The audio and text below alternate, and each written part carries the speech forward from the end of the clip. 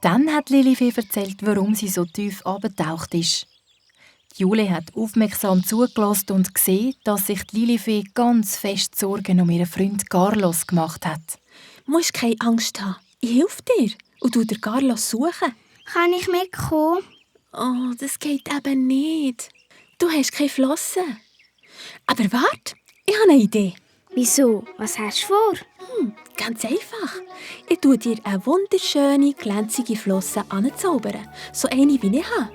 Und dann tauchen wir zusammen zum Seepalast und fragen die Seekönigin, was wir machen können. Ihr habt sogar eine Königin in einem echten Palast. Klar. Komm mit, dann siehst du es. Die Jule hat die Lilifee an der Hand gepackt und ist mit ihr in den See gesprungen.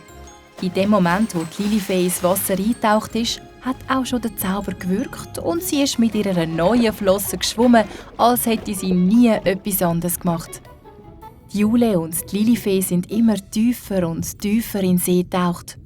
Und schon gleich waren sie beim Palast. Die Lilifee hat gestaunt, wo sie die grossen Schlossstege, die vielen hohen Türme und die farbigen Seeblumen und Fische gesehen hat.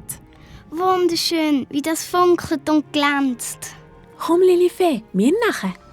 Neugierig ist sie hinter der Jule aufs grosse Schlosstor zugeschwommen. Dort haben sie die Wache, 2 grosse Schleierfische darum gebeten, dass sie rein können. Unmöglich. Die Königin trifft gerade die Vorbereitungen für ihre Verlobungsfeier. Jetzt kommt niemand rein. Was ist denn für eine Verlobung?